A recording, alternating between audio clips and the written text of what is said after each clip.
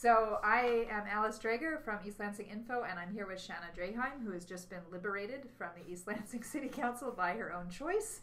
She decided not to run for re-election. And Shanna, why don't you just tell us a little bit about why you made that choice? Yeah, sure. Thank you for asking me. It was a very hard choice, actually, because I really loved serving. I have been in a position of serving my city in various capacities for many, many years, and city council was a very rewarding experience. But it is a lot of responsibility, and it is a lot of time.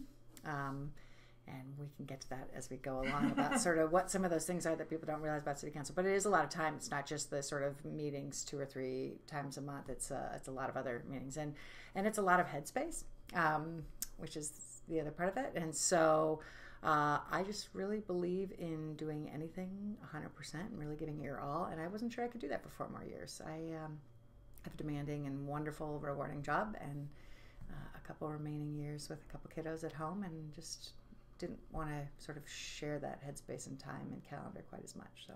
And you work at the Michigan Municipal League. I do. Tell us about that work. I work on kind of policy research. I get to do a lot of the big picture fun stuff is how I describe it, but we do a lot of work on placemaking and urban development and kind of how do communities invest in themselves to be great places to live. So I do research and writing and training for our members, on a whole bunch of things. And so people understand, the league does work on behalf of cities in Michigan and correct. Townships. Yeah, correct. We are a nonprofit organization that represents 520 odd cities as members. We do everything from the most basic training on, what is Open Meetings Act and, how do you do a municipal budget, to much more complex subjects. We're doing a whole bunch of training and discussion sessions right now on the future of cities and technology and smart cities and climate change. So we really run the gamut of how to prepare people to be good public officials and public managers. Do you see yourself still bringing that stuff home to East Lansing? Yeah, I do. Yeah, I'll continue to serve East Lansing in different ways. I don't know what that'll look like going forward, but whether that's, official positions on commissions or things like that, or just, being an active member of my community, probably a little of both. You were one of the biggest advocates for environmentalism on this East Lansing City Council, more so than we had seen with many previous councils. Do you feel like we made some progress in that area during the 4 years that you served? I do. I think there's a couple really great things to point to, and some that were more above the radar and some that weren't. And there's a few things we couldn't get done in my time, which bummed me out, but we're just timing things. I think we have a very active and engaged environmental commission, and they've done a really great job and been more engaged in some of the review of projects in recent years. I'd like to see that happen even more. I think that's important. They went through a process where we were one of less than a dozen communities, a handful of communities that were selected for something called the Climate Resilience Dialogues. And we got paired up with experts from all over the country. They looked at our policies. They looked at the economic and ecological conditions in East Lansing and really helped us think about how we have to think about resilience. And they are working on an updated climate plan because of that. And I think those will and those are already getting integrated into some of our building guidance. And we've already been having some conversations with staff about that. So I think things like that are really great. Recycling, we wanted to get a little further on some of the things. We've been working on some multifamily recycling, but the recycling markets are challenging right now, and so. Yes. But there's some exciting things coming down the pike on that. They won't happen while I'm. We're hearing skepticism from some of our readers about the recycling issue and whether or not it's sustainable at all in terms of the ability to afford what recycling is costing us. I think it is. I think it can be long term. I think that the hard thing for cities is that this is going to require state and or national leadership on some of this. I mean, Michigan has been abysmally low in our recycling. We like to think ourselves really amazing because we return our bottles and cans, and we recycle so many of those, but I think because of that, a lot of people don't recycle other things, and we haven't developed those markets.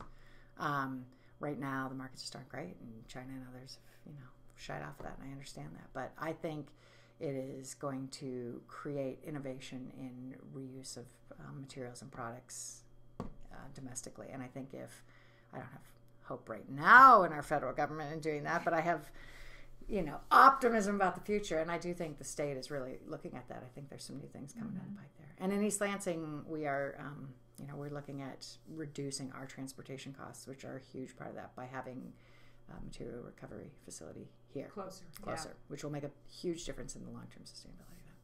So the elections just happened, and Jesse Gregg and Lisa Babcock won handily. Mark Meadows came in 20 points behind and just 2 votes ahead of Eric Altman. So Meadows kept his seat by 2 votes. Yeah.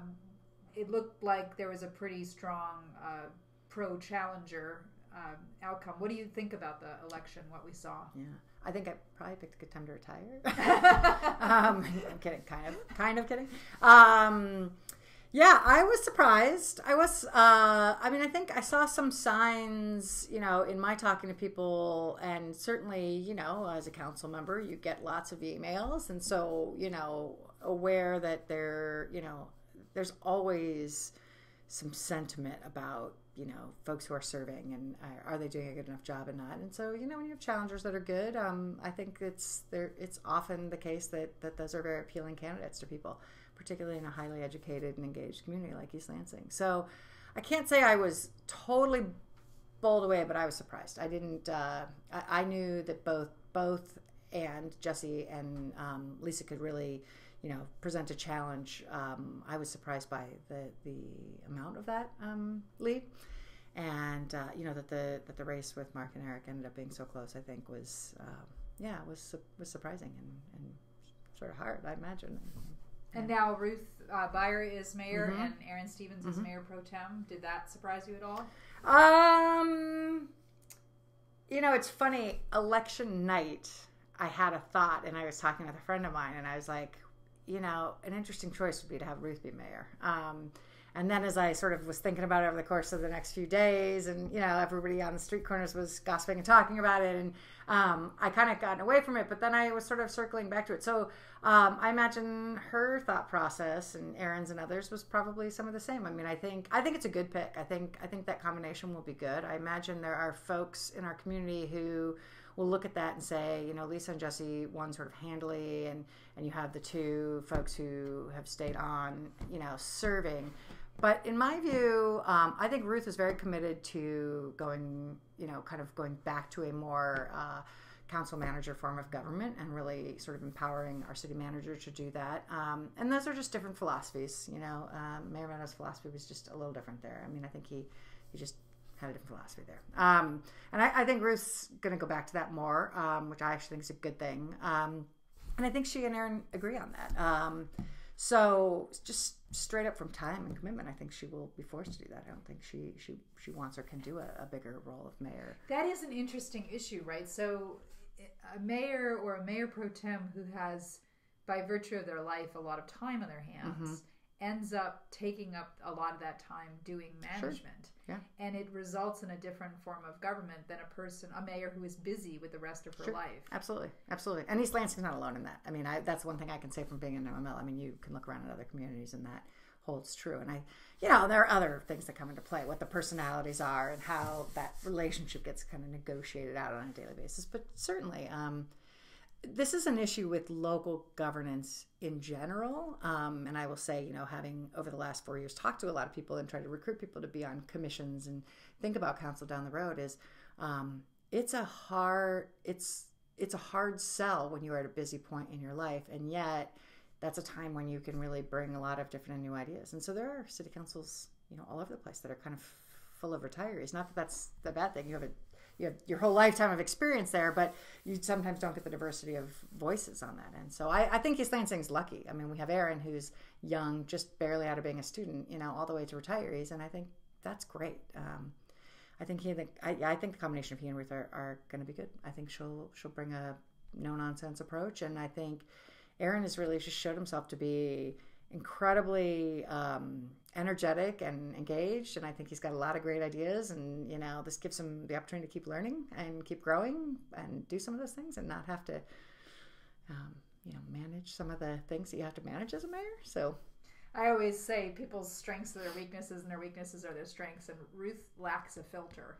And that is true. It can be a little bit hard to watch that at council, but when she's just saying what needs to be said, it can also feel really refreshing. So I think it's going to be interesting that way. You're right about Aaron's energy. That can be a little overwhelming, and it can be fabulous. Yep. And so it's going to be interesting to see how that plays out, the combination of the two of them. Yeah, and I think, then you got the two new councilmembers who are going to bring their own agendas, their own things, and I think we'll both, grow into that role very quickly, both very smart women, and, so, I think it'll be, I think it's as good a combination as I could have thought. I know there are a lot of places where, people run for mayor and they've never been on council, and so it could have been one of the two new ones, but it is, it's daunting. You come in and you are immediately starting into the budget process, and I can just say my first run through, that's, if you aren't versed in sort of city operations, it's a lot. There's a lot. So jumping right into the sort of the role of mayor on top of that would be challenging. So. It's a pretty big job. Yeah. So you mentioned the whole gossiping on the street, and when I go to newspaper conferences, people are always surprised when I describe East Lansing as a small town politically, because they say, so we have a population that the census says is around 50,000, and we've got a major university. But my experience is, in terms of the politics of East Lansing, it often feels kind of tight. Like there's a few hundred people who are super active. Do you get that feeling too? Yeah. Yes and no.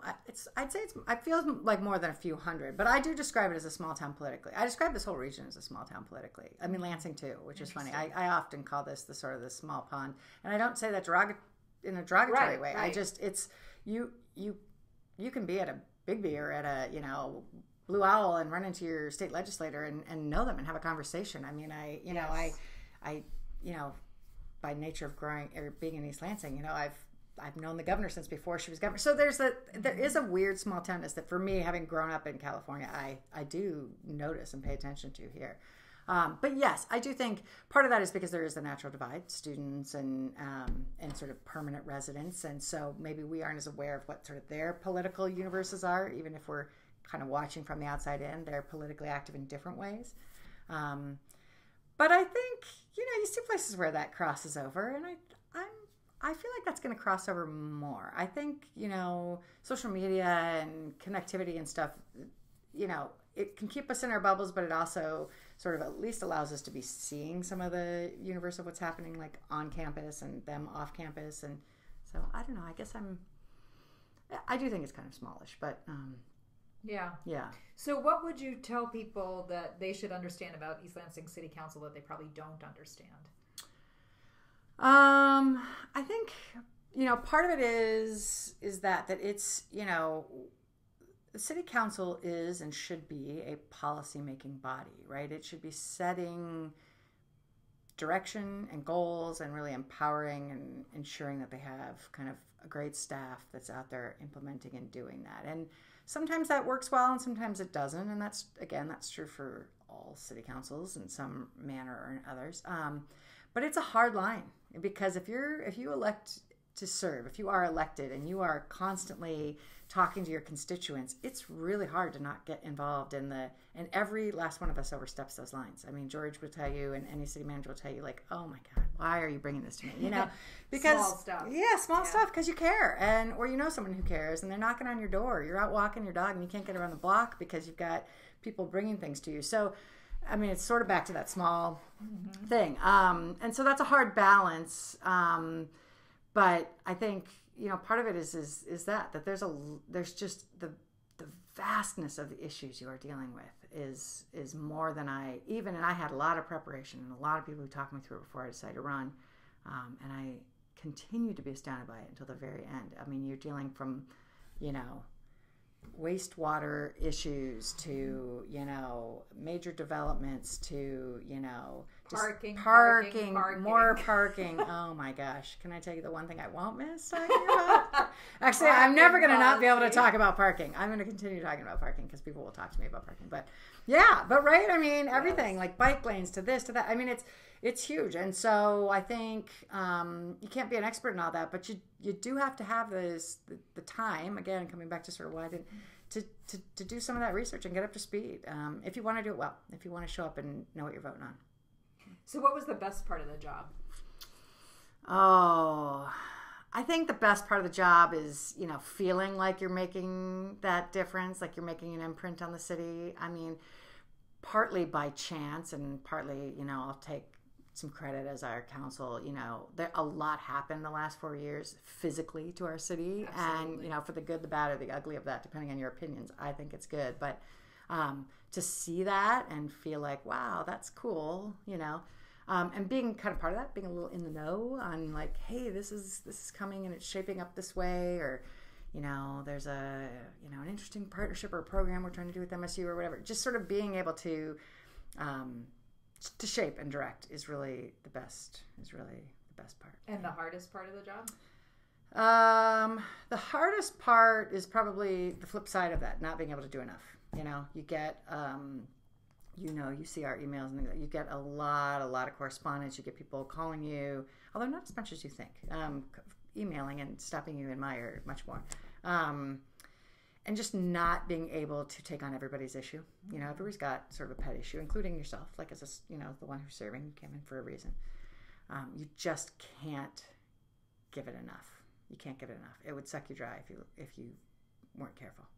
I would think too. I mean, just on the issue of transparency, that one of the challenges you all faced was trying to understand what the public knew about and didn't know about. Mm-hmm. It's a really difficult thing, right? Because even though it's a small town and we have social media and there's a communications department in the city, I would often find that there was a sort of disconnect between what council knows and what the public knows, and the public would sometimes get upset, well, how come you're doing that but we don't know about it, mm-hmm. even though maybe it had been communicated. Yeah. The communications issues, in spite of it being a small town, remain really challenging. They are challenging, and I think, maybe this is sort of one of the things you want people to know. It is challenging because, part of it is if you just put on your really human hat too, right, in your daily life, in your daily job, like, when you're having a lot of conversations about people, you know how it is.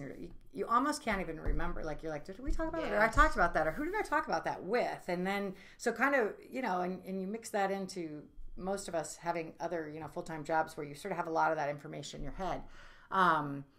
And things that they go out in very official channels. City governments in general, again, I'll put on my MML hat here, they're not always the most forward-thinking and out there on sort of technology, communications, things like that. So, you're using sort of old-school techniques and expecting people to have that knowledge base. And it's hard. I feel like we've tried really hard, and I know, we probably disagree on that a little, but I think there's been things we've really tried hard to do on that front. But it's still hard. It's still hard to know sort of how much of that do you share, mostly just because of saturation too. Like, are people paying attention, or I may know something because it's just real run of the mill because we're dealing with it a lot, and then it's like someone say, well, I don't know about that, and it's like, oh, you don't, That all being said, I'm always shocked by, there's at least once a month somebody will like tell me something, one of my friends or something, or I'll be at book club or something, and I heard about whatever. I'm like, really? I don't know. So, whether they know it through schools or their social network or something, but so it's hard. Communication is hard. And I think it's getting harder in general with but I think in some ways social media now, they're great and that's helpful, but it's challenging. Filters things out. It creates too much. It doesn't reach everybody. People have the myth that Facebook reaches everybody equally, but Facebook decides what people will see. So Absolutely. It's really hard to get information out. And you have demographic differences with that, and so absolutely. So is there anything you feel like you would do differently in hindsight, having now gotten 4 years of experience? If you could set yourself back 4 years, do you think you'd do anything differently? I think, and I tried to do some of this, but I think I would have probably tried to lay out some of my own sort of policy and legislative priorities. Sorry. It's fine. Kind of each year, kind of look out at each year and map that out. That can be hard to do because you don't sort of always know. And maybe that's because of the council I served on, and because sometimes it was hard to move issues up the chain, or at least feel like there was support for that. Some of that might have been my own interpretations. But I think if I had perhaps been a little more strategic, like these are the 5 things I really want to get done. I just think sometimes it's hard to do. But there were a few that I did that. And I'm not naturally a politician. I don't think that way as much as some people do. So maybe getting some advice from folks who do have that kind of tactical political brain, like this is how you might kind of move some of these issues through. I always felt like when I got to that point, it tended to be at a point of frustration rather than a point of and proactivity. you referred to that more than once in council, that you felt frustrated that you were having to do that. And I understood that, right? That you were feeling frustrated that in a town our size, where we're basically collegial people, you were stuck in a position where you really had to think about strategic approaches. And it seemed like you were looking for the hope that things could just be on the table and discussed. Yep. And people could not maneuver, just just converse and move forward. Just be colleagues. Yeah. I still think that's important. I still think that's something I'd like to see council get better at, the new council, do better. I think we had our moments where we could do that better. And, I think it'd be really easy to fall back on this sort of myth that, like, there was animosity amongst, and, I had somebody ask, well, it seems like there's, and I was like, it's not an animosity thing. It was definitely different philosophies. There were moments of frustration and heated, sometimes, frustration. But I think, to me, maybe it does get back to this sort of small pond thing. It's like, let's just put it on the table and talk about it. It's just not, it's kind of low risk, if we put something out there and we decide to do something different, okay. Yeah. Then we back off of it, or people know some things that we were thinking and we didn't end up following through. And those are just different philosophies. Some people like to have things much more baked in their own heads than before they can get to that point. Well, one thing I really appreciated is I always felt like you were explaining your votes, and it made it a lot easier for us reporting to explain why you voted the way you did, which readers want to know. Well, especially when they see a vote that surprises them and goes in a direction they're not expecting, it was always really helpful to have you say, I'm voting this way because of this, and I would vote the other way because of these things, but this one outweighs the other one. Because you only get a yes or a no. Yeah, right. Yeah. You don't get to typically you can put conditions on some development project, but you can't parse it all out. Yeah. So my colleague Chris Root, who does government reporting with me, had a few questions, and one of them was about ranked voting. We've seen several elections as we've analyzed them in which people have to choose between multiple candidates for several seats. And we see voters not using all of their available votes, which means they're trying to strategize in careful ways. I mean, we're assuming they're not making a mistake. Many people are trying to strategize. How do they bump into the correct positions, the people they want? Do you think ranked voting, assuming, and we're not sure that we could do this, but if we could do it, would it make sense for East Lansing City Council? Yeah, it could. You and I were talking about this. I hadn't thought about it that much, but you're right. I do think people do strategize around that. And I've certainly given it thought and have been a supporter of it and kind of been thinking of statewide things. So the fact that I haven't thought much about it for East Lansing as local is kind of funny. But I do think it can be, the way we run and we're on off cycles. I mean, particularly the year like this most recent one, the year I ran, where you always have 3 seats up. For some reason, I feel like those are the years that are always like more. Maybe it creates more of that dynamic. Maybe it just has been the people at those times. I don't know. I'd have to go back and look. People run. Yeah, that's what I mean. It's always. It seems they always seem like bigger races. So that would be an interesting thing. I think it'd be something to explore. I think. Generally speaking, that's a good thing for democracy across the board. And some other folks have been interested in wards. I do not think wards are a good idea in East Lansing. I don't think we have a lot of neighborhood differences, but I don't think that across East Lansing, the differences in sort of income, education, some of the different ways, or even sort of neighborhood issues, sort of more highly dense urbanized versus sort of more rural or suburban, right? So some bigger cities where a ward sort of says, okay, I'm representing this area and it's a little more rural, or it's a little less densely developed area. I mean, we have a little of that. So that the reason I might need to represent those interests are different than, but we're just not that physically big. And, I actually worry that if you did wards, you'd create dynamics that I worry there are pockets of poverty in this community that people just don't see and recognize, or don't know are there, or don't acknowledge, both mixed in within our neighborhoods, but there are neighborhoods that are lower income. And I think it worries me that would actually create... I'm not sure that would actually have the effect of creating great representation for that neighborhood or not. So it might create a class system. It might. Yeah. The idea behind it, of course, would be that they'd be better represented, but I'm not sure that is. I'm not sure that you'd actually get enough. It's the physical area of that is big enough that you get. So if we did have a ward system, there is the possibility of doing something like a campus ward with a 2-year seat, and that could allow students to have a voice in a way we've not seen before. Yeah. I think that's one way to do it. I think there are other ways to create that kind of a seat too, and we've talked about it on our commissions. I tried to make a move to have all of our commissions kind of be required to have one student seat, and got pushed back on that and wasn't able to do that sort of formally, but informally we have done that on several of our commissions, and some of that is driven by the individual council member. But we did talk about that at the table, and so it's just creating an exception, right? It's just saying, okay, the term on the environmental commission is 3 years, but boy, we'd love to have a year student, and we don't. If you have to leave in a year, then you have to leave in a year. Right. We don't tie you to a desk or anything, so it's So Chris also asked about the Shaping the Avenue Committee, which is the form-based code that is being considered for East Lansing, and this is a type of zoning that is very different from historically what we've used. Historically, we've used a system that, and I'm just saying this for listeners, you know this well. Historically, we've used a system that says we allow this type of building to be located in this particular area. Form-based code says instead, we're not going to judge the use of the building. We're just going to tell you how it interacts between the building and the public.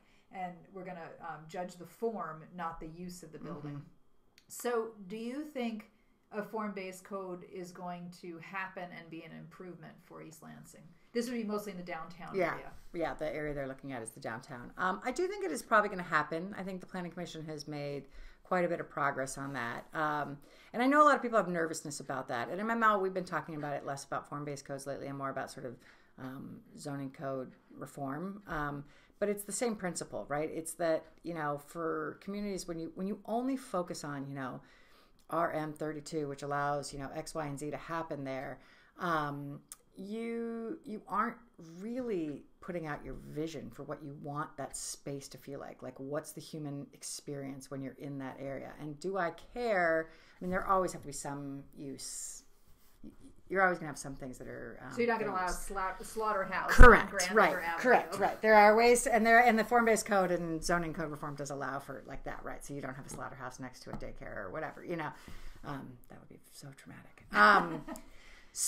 But for me, the reason why I have been a proponent of it, and why I think is, particularly in a downtown area, is I do think it helps you set that vision up front. I mean, that one of my frustrations, just because from all my votes and all my things, is the kind of constant every project having a political, a council discussion about sort of the look and the feel. And, well, what if you put the glass this way and the corner this way? And it's like, I don't think council should be in the business of doing that. I really don't. I think that should be qualified and talented planning staff at the direction of what council says is what we want there, and then empowering them to really do it. I give an example a lot of times when I was doing a tour out on the East Coast a couple of years ago for work, and we did a tour, small New England town with their planning director, who was just a great guy, really dynamic, obviously very trusted by his council and his manager, and they had a form-based code for their downtown, and just talking about how his interactions are with developers that come in, and that, they come and it's like, well, this is what,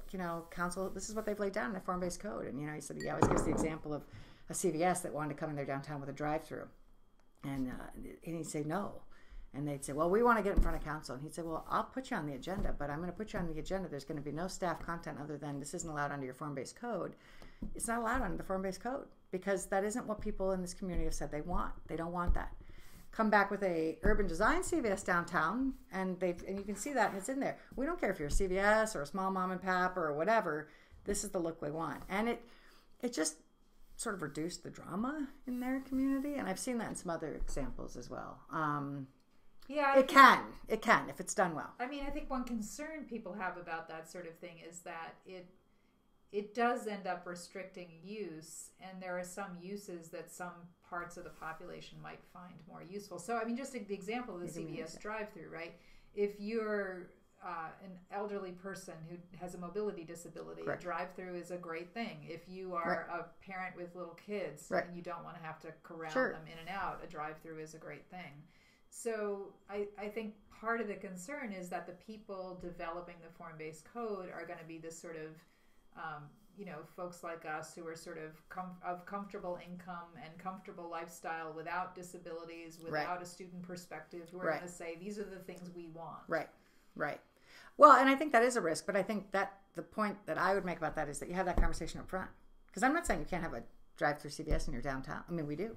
And I'm not sure that wouldn't pass now. And we just allowed a drive-through Big B just a little down the road. So the point is that you have those conversations up front about sort of what you're going to allow and sort of what areas and what are we serving by doing that. So it does get into use. There's no way it doesn't get into use because form drives that somewhat. But I think it takes some steps towards creating the human experience that you want in your web. It's particularly relevant in downtowns, but even in non-downtowns, it can be really relevant in neighborhoods too, and sort of setting that up front, and having some of that community visioning. I mean, we've done a lot. If you look at our master plan, it's pretty articulate on a lot of that, and it gives some really great examples and some great pictures. So it's sort of just taking that to the next step. And that's not to say I don't fall on the sword like form-based codes are the answer to everything. I really don't believe that. They have their own issues. They are different. They're complicated. But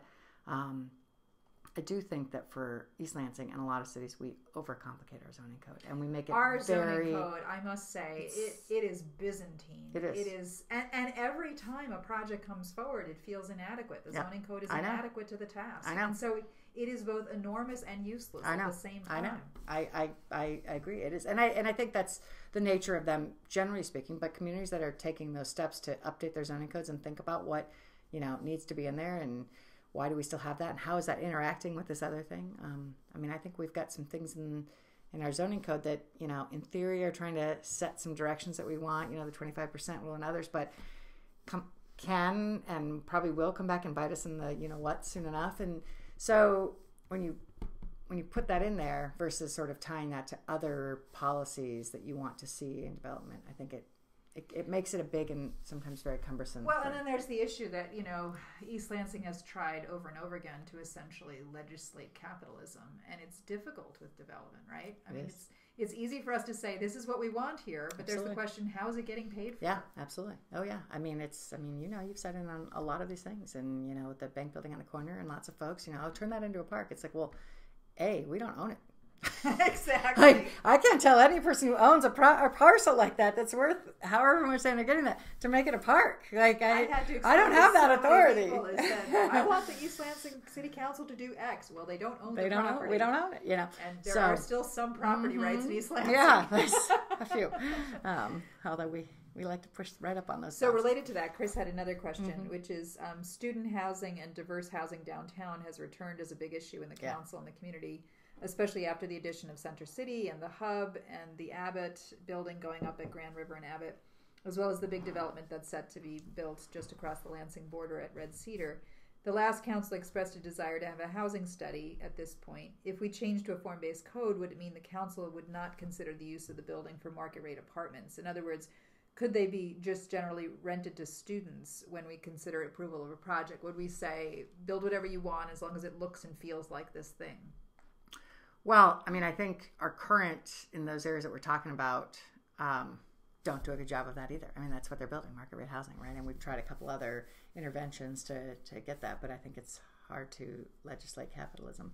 It's hard. I mean, so far under the 25% requirement, we have Newman Lofts, which is not renting very well, and we have, in theory, Building C from the DRW Convexity Project, the big project at the corner, where they're going to build moderate income housing, but we're waiting to see that. So we haven't yet gotten there. We haven't gotten there yet. I mean, I think they're both worthy sort of pilots and endeavors to try that. I think sometimes you don't know. I mean, developers are going to take a path that's generally speaking least resistance and most profitable. And most profitable. I understand that. Yep. That is their business model. Yep. Ours is different. So I think those are worthy endeavors. But when I say that could come back, start to bite us, there's only so much of that you can have, right? We're not going to have 3 more buildings downtown at 55 plus.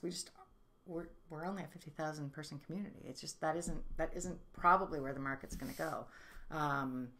So you got to weigh that out. That all being said, I do think a housing study is a good idea because I think there is overall sort of pace and saturation of development, and we do have other tools. We approve things by special use permit, and we have a provision in there that we don't seem super willing to use. I am, but which is this thing about sort of undue concentration, and that special use permits shouldn't be a guarantee.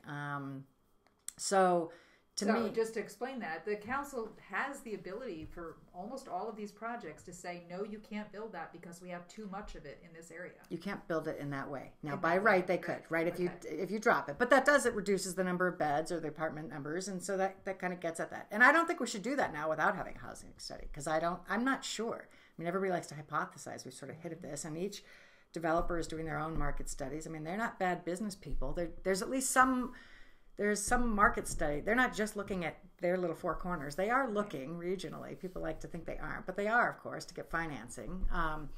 But there's a lot of imperfections to that. What's online? What are they counting in that? If they really want to go forward with it? Who's doing their studies?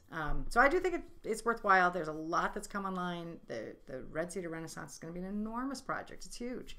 Am I referring to that right? Yeah. Yes. I'll sit in like, did I say that right? So I think it's a good time. I think this city is going to have to wrestle with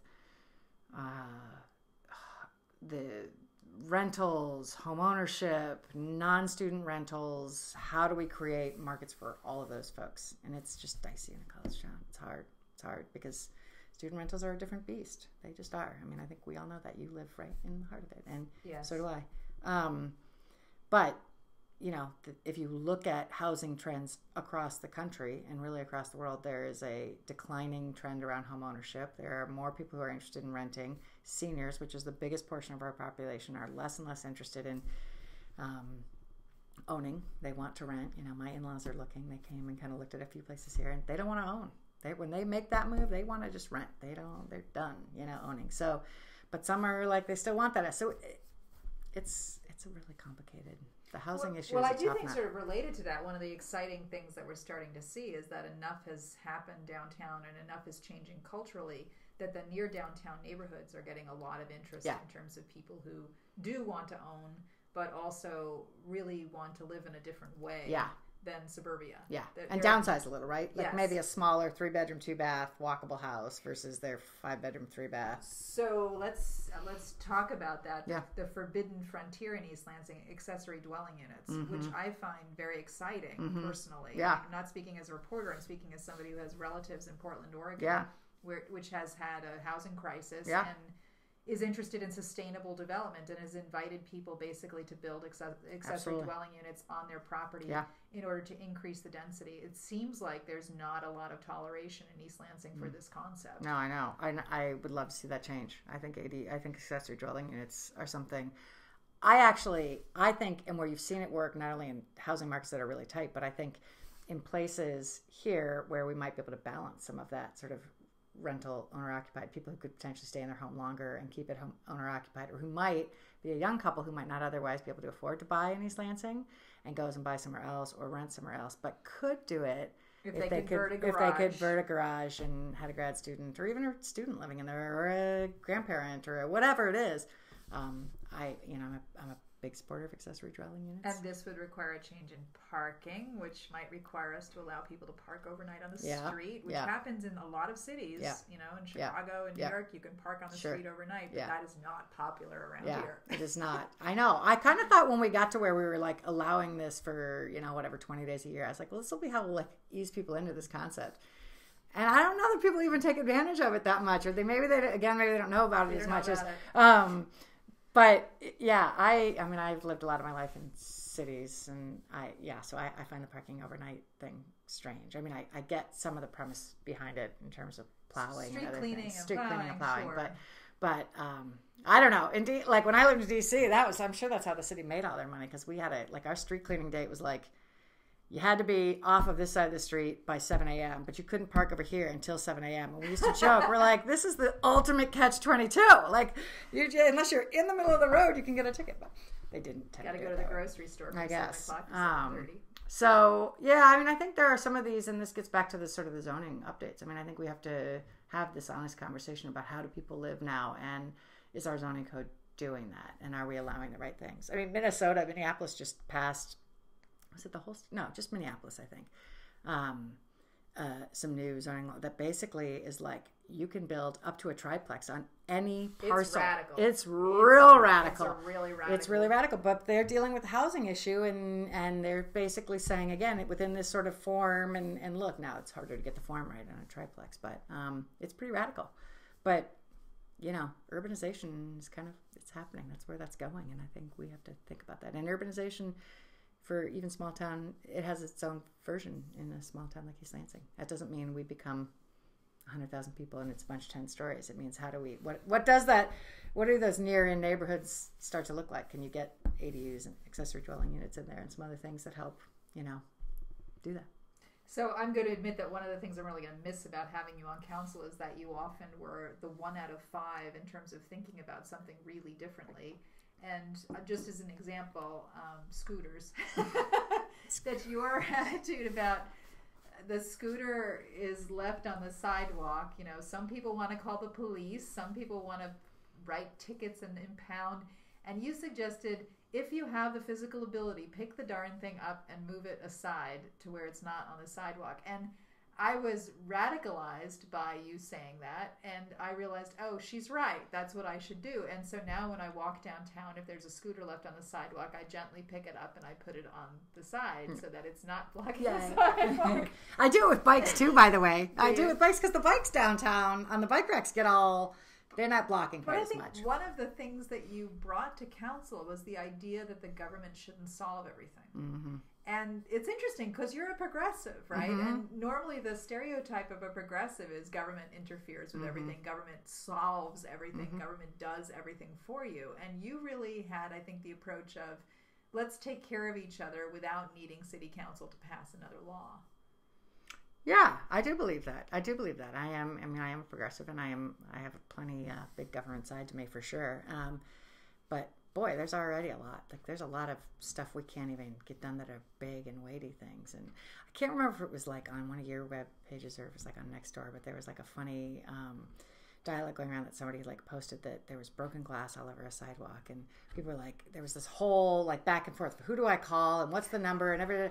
And somebody finally chimed in, in the time that all of you all just chimed into this, couldn't you have just gotten a dustpan and a broom?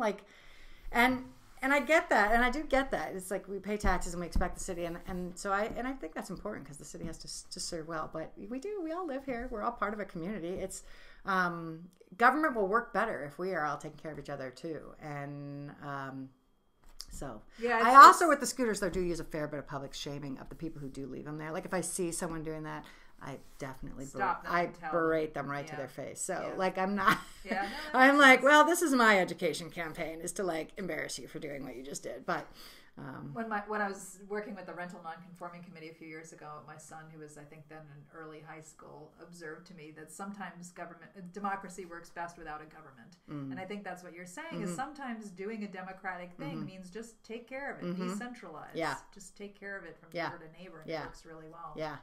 So just a couple more questions. Council of Neighborhood Presidents is an interesting organization. It doesn't actually exist in terms of the legality of the city, and yet it tends to be fairly influential politically because it's leaders within neighborhoods coming and going. I've learned that in the past, the way Council of Neighborhood Presidents worked was they met among themselves, and then they developed questions they wanted to ask of the city, including the mayor, and then they would bring the mayor in. In the last several administrations, the way it's been operating is that it's basically a forum for the mayor to tell the council of neighborhood presidents and then listen to what they have going. Do you think of the neighborhoods as being something that could be operating differently or more powerfully? I don't mean more power for themselves, but I mean more effectively in terms of the functioning of the city than what we've got right now. Yeah, probably. I mean, I think it's hard because we have a real difference in how our neighborhood associations function. Some are really robust and others are not. And I think some of that's historic. Some of that depends on the neighborhood. Some of that depends on the demographics of the neighborhood, right? If you are a neighborhood of sort of solid, actively engaged, relatively affluent, middle-aged, you're probably going to have a more active. And if your neighborhood is a more mix, or you have younger or older and you're not there all year, I don't know. There's probably a lot of reasons for that. But I do think that. I think that I would love to see, I wish that the Council of Neighborhood Presidents, and I admit that I have not engaged with that group very much. So this is sort of my view from the outside and looking at neighborhood. But I'd love to see our neighborhood associations be more of a networking, so that they're sort of aware of their place in the whole. I mean, you've heard me say this a lot in council, that like the collective, that our job as city council is to look at the collective. Neighborhood associations are there to sort of fight for their own neighborhood and the city, but there are unique things about our neighborhoods, and they should have that voice, and they should have that power. And there are cities that are doing that. They're actually like giving budget dollars to neighborhoods for maintenance and parks and stuff, and you decide how you're going to spend it. This is what the budget's going to be. What do you want to do? And it's kind of radical, but it's kind of an interesting concept, really. Yeah, if we had the money for it. If we had the money for it, I mean, you can't do that with street cleaning and other things. But so I would like that to happen more, so that people really could understand what was happening in some of the other neighborhoods and some of the examples of some of that happening. I do think the idea behind it being sort of more of a, sort of meet and bring things.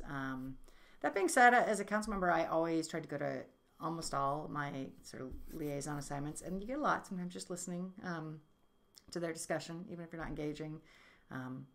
At some of those, they say come up and sit at the table, and I usually didn't sometimes, but because you can absorb a lot about what they're talking. They kind of forget you're there and can talk. So, yeah, I think our neighborhoods I think there's room for that. I think there's some role model neighborhood association. I mean, you have a very active neighborhood association. Ours is easier. We're in Oakwood, and it's small. And that really helps. Yeah. So to call a meeting together, if we have 10 people, that's a big chunk of the neighborhood.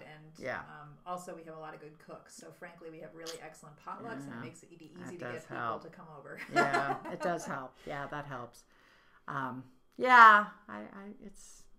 They are all different. It's fascinating to me to watch how the different neighborhoods operate, and some of them are very officious in terms of the way that they operate. Yeah, they take notes, and they have like agendas, published agendas. And they have very formal bylaws, and extremely formal systems, and they have dues that are, if you don't pay your dues, you can't participate kind of approach, and they're very serious. And then there are some more like ours where it's extremely loose. I mean, we don't even have officers. We call them comrades and head comrades, and we're but it does differ by neighborhood. And there's also, what's interesting is there's sort of quasi-neighborhoods. There's groups within neighborhoods that call themselves, which I get, right? Yeah. They're an enclave within a neighborhood, so they become a neighborhood in of themselves. And in a way, I'm glad these are not part of the governmental system officially. Because it allows people... Nor would I want them to all be regulated.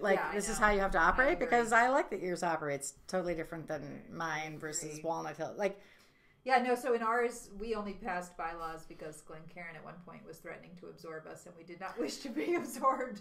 So we passed bylaws in order to assert our existence, and one of the things we did was decide that anybody 16 and over could vote in the neighborhood. That's cool. I didn't even know that, really. Yeah, and so it gave us a chance to think, who do we think of as a voting member? And we decided 16 and over if you've lived here a year or more. So we wanted to let the students know, we do think of them as our neighbors, but we would prefer they not vote until they've lived with us a year.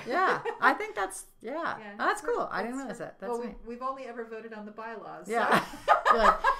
Well, do you do like a vote for your chili cook-off or something? No, no, we don't. We don't have we actually have never voted on anything ever again, in part because our neighborhood... my kind of neighborhood is this. Our neighborhood feels... Well, I certainly, and I think other people in the neighborhood feel strongly that when we're communicating with the city, we never want somebody who's a minority opinion in the neighborhood to feel like they're on the outs. And so when we communicate with the city, we make a point of communicating as individuals. And we say we live in this neighborhood, but we're not the neighborhood.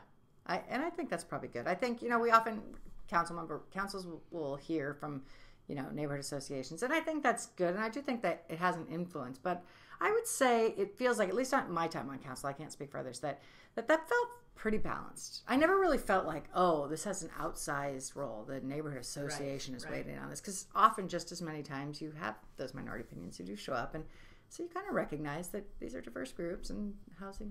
There were tensions with the overlay districts between you and some other folks on council, the other people feeling strongly that if a neighborhood had reached the threshold of the petition vote to put in a rental overlay restriction, that the neighborhood should that's sacrosanct because they had decided for themselves. And you felt that there was a big picture issue about, for example, the ability to have rental housing available for families around East Lansing. Yeah, I was a lone wolf there. And I'll continue to be a lone wolf on that issue, I'm sure. But it is something, it's related to the housing. I think it's, I'm not saying I know the solution. I just don't like that it's sacrosanct. I think when we assume that all rentals are student rentals and are a certain type, it is a very affluent, white, well-educated lens. And so for sort of all the social justice warriors in our community that, you know, have been up in arms at various things over schools and other things, to not sort of recognize that this, you know, this policy, if we aren't kind of constantly looking at it, is it still meeting what we need it to meet? You know, it can have an effect that can be very exclusionary. It can have a very, like, you know, people will be mad at me. I've had this conversation with friends where, like, it's not, and I'm like, you know, we once thought this way about redlining too. And I'm not equating it totally, but it's the fact that it's so third rail and that we're not willing to at least have this conversation of, is it meeting in our needs, or has it become something that makes some of us uncomfortable? I do think that issues of race and issues of class often go just unspoken around here, and that's one thing we're hoping to tackle at Eli in 2020, is doing more in-depth reporting on issues of race and class, because I think a lot of people don't know that there's poverty in East Lansing. Yeah. They don't know that a lot of the kids who go to our schools need food assistance in the schools, for example. And if you look at the statistics, that this is food, this is schools for choice. No, it's not. You know, we have kids in our city who are absolutely living under the poverty line and need assistance in many ways. Absolutely.